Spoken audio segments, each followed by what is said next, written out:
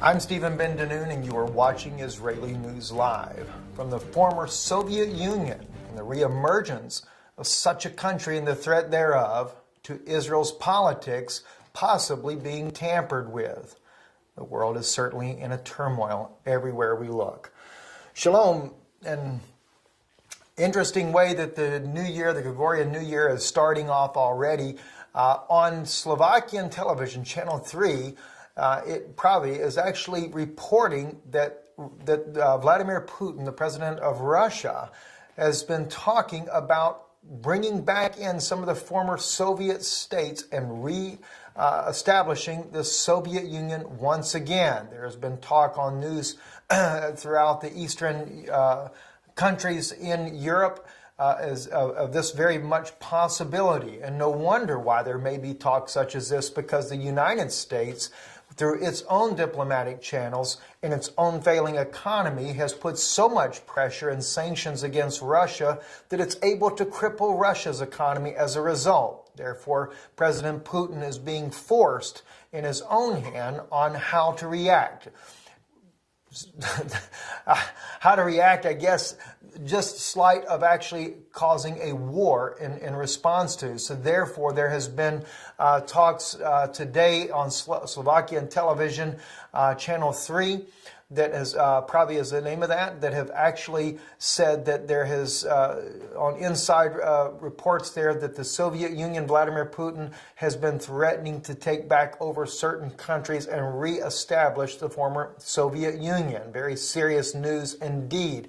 Also in Israel, there is, according to Israel National News, Feiglin, the Moshe Feiglin, who was running against Netanyahu in the Likud party election there, who would actually represent the Likud party there in Israel for the spring elections.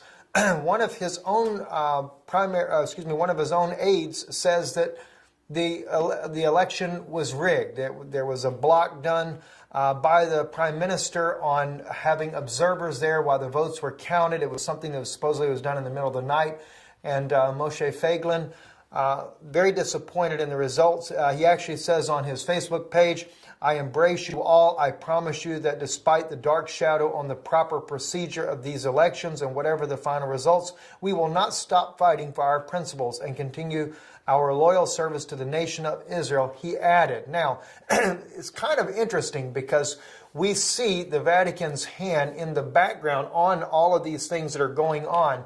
And for those of you that may not be aware of Moshe Feiglin and his political stance, he is not for a two-state solution.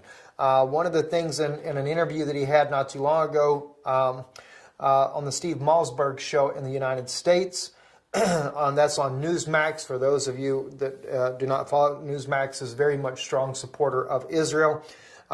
Several quotations that he made. He said, "The land of Israel belongs only to Jews." And until the Arab world recognizes this, there cannot be peace achieved. He said that the monies that are being spent now as a result of the Oslo Accord for the security of the Jews in the different settlements should be used on helping those Arabs go to other nations to resettle. And those that are willing to fully accept Israel's sovereignty and right to the land of Israel that God has given them, they could actually become full members with human rights protections in Israel as citizens there.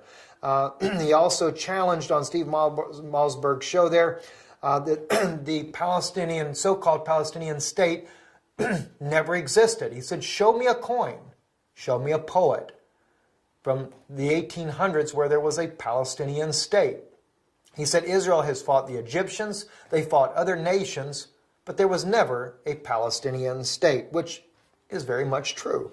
So anyway, in other news, let's continue on. Once again, orders were suspended for the demolition of the shooter of Rabbi Yehuda Glick. That's been happening here lately. Normally, when Israel has a terrorist attacker that either takes life or nearly takes the life of another Israeli, they demolish the home of that person that actually is the perpetrator of this. But in the last few attacks, they have not done this. Another Interesting development there. And as I pointed out earlier there must be some kind of consensus that has been reached with the Vatican in the background, because the United States and Australia vetoed the vote for at the United Nations for a Palestinian state, where Mahmoud Abbas was making that bid. Kind of lets Mahmoud Abbas know that he is not in control. However, the European Union states were all abstaining in this particular election. So very interesting to see who really controls the events that are taking place in the Middle East. Another very sad news that is coming out as well in Israel, on Israel National News there, is that the Gantz did not know, he says, that they were going to pull out the IDF patrols from in and around Gaza there. It states on here, on Thursday, sources said that the decision was taken not under the advisement of Gantz, but the IDF personnel in Gaza border area. The decision was made, according to the sources, by Colonel Itai Yagev, commander of the Gaza Brigade, along with his staff. An announcement of the decision Tuesday, the Army said it had been made after evaluating the security situation with the understanding that the IDF provides optimal security to the communities in the Gaza belt in coordination with the heads of the communities. The statement said the IDF forces are deployed in the area and are prepared for any scenario, stressed the IDF spokesman's unit there. It's very interesting to see the different pullbacks, and you cannot help but wonder who's pulling the political strings that is forcing the hands of the military in Israel and the police as well. We see the police standing down in Jerusalem, not even fighting back with deadly force when they are being attacked with deadly force by Arab terrorists. It's just really a mess in Israel, and only will God Himself be able to turn the tide. I'm Stephen Bendener with Israeli News Live. Shalom.